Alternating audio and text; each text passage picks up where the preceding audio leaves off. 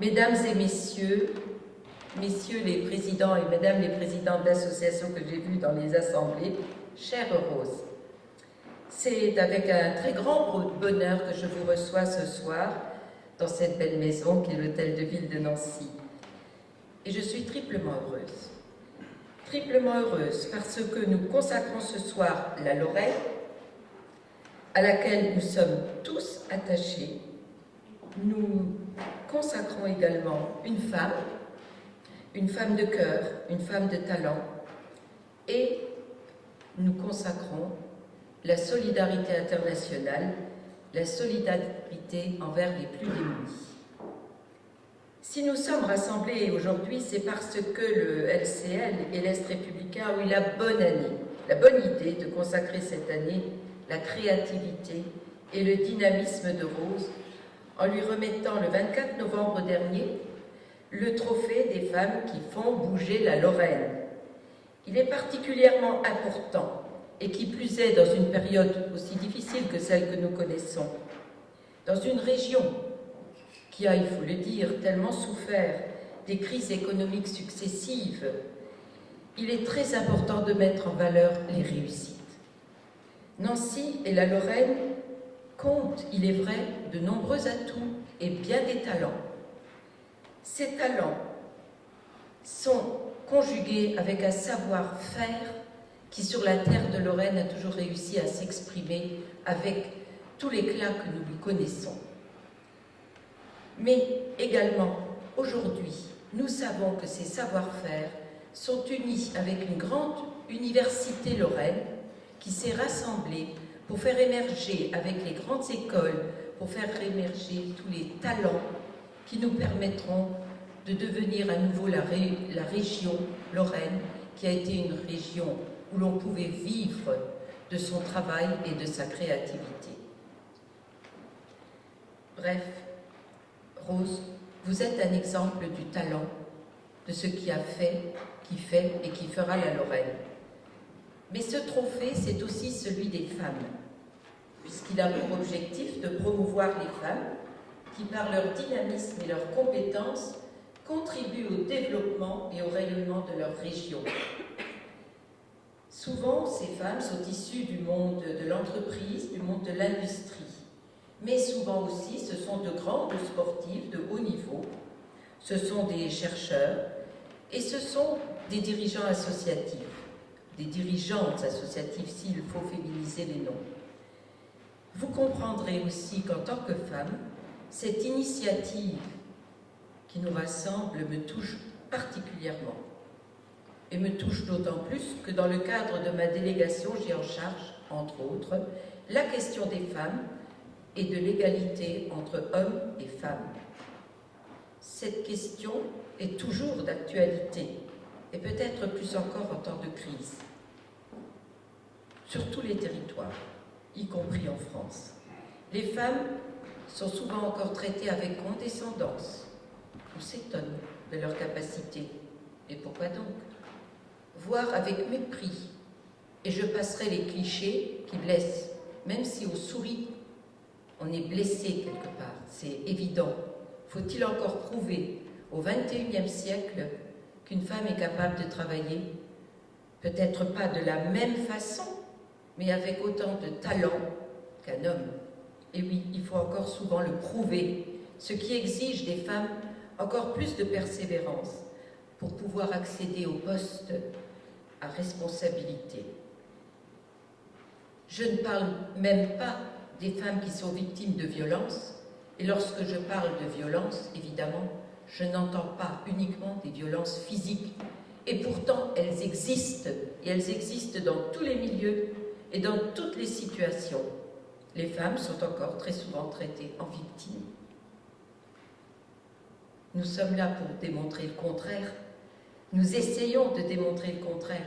Mais il faut faire participer l'ensemble de la population à cette volonté qu'il faut sans cesse redire.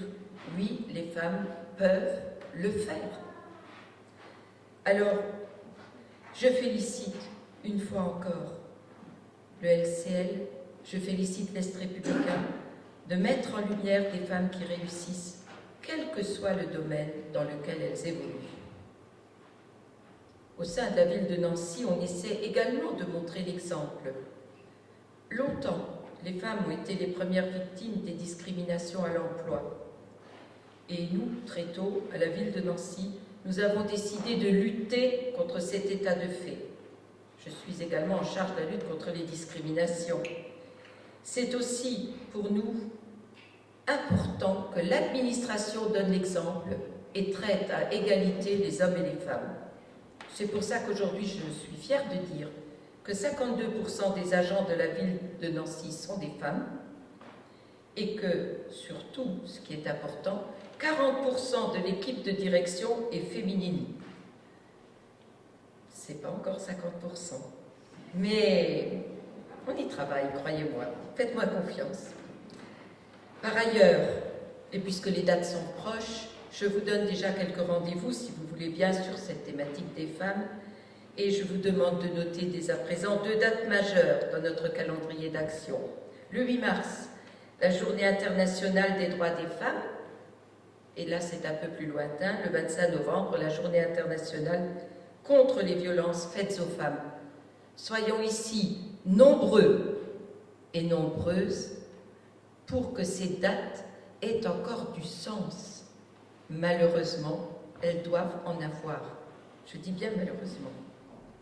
Concernant le 8 mars, notre prochain rendez-vous, puisque la date approche, nous allons organiser en partenariat avec le riche tissu associatif nancéen 2 rendez-vous culturels. Et naturellement, quand je dis que c'est pour les femmes, c'est aux hommes que je m'adresse, parce que nous sommes différents, mais nous sommes obligatoirement obligés de travailler main dans la main. Alors, messieurs, soyez présents au rendez-vous des femmes, comme nous avons de tout temps été présents au rendez-vous des hommes. Cette année, le thème que nous avons gardé pour la journée de la femme, c'est « Paroles de femmes ». Ce thème a été choisi pour célébrer l'expression féminine, que ce soit par des discours des femmes célèbres, par des chants ou encore par des actions de créativité, comme vous savez si bien le faire. Cette célébration a donc pour but de faire évoluer les mentalités partout.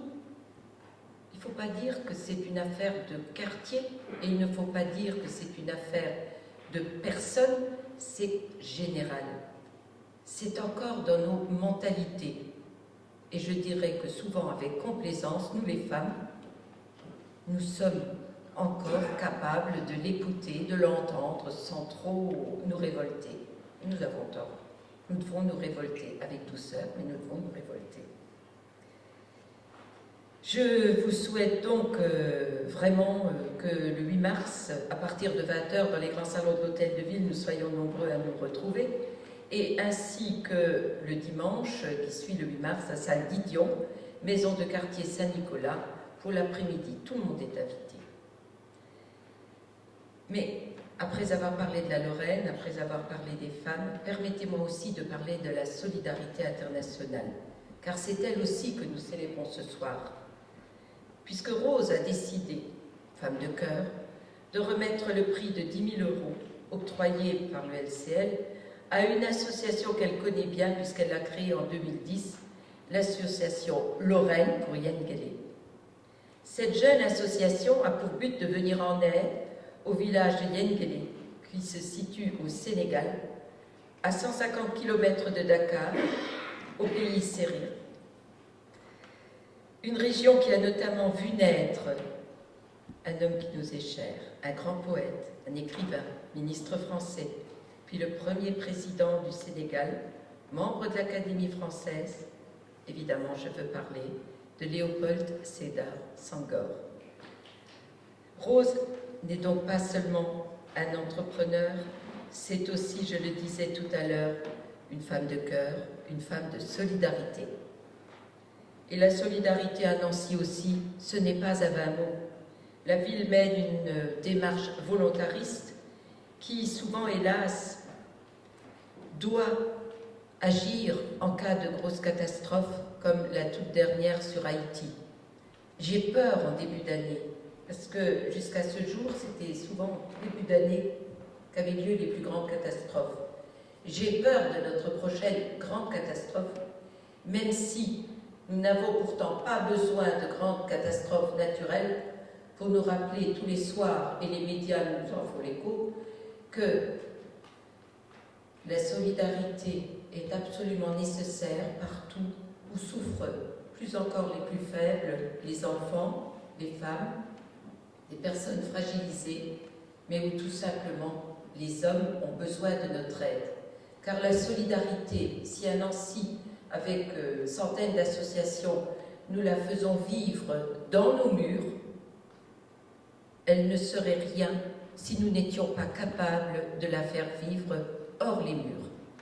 Et voilà pourquoi la Lorraine, les femmes, la réussite, la créativité, la solidarité internationale, ce sont des bien beaux mots pour exprimer ce qui nous rassemble ce soir. Je remercie les organisateurs du trophée. Merci à Rose. Merci à Rose de montrer que les femmes nancéennes et les femmes lorraines représentent un formidable vivier de talent et de générosité. Félicitations et bonne soirée à tous. Merci.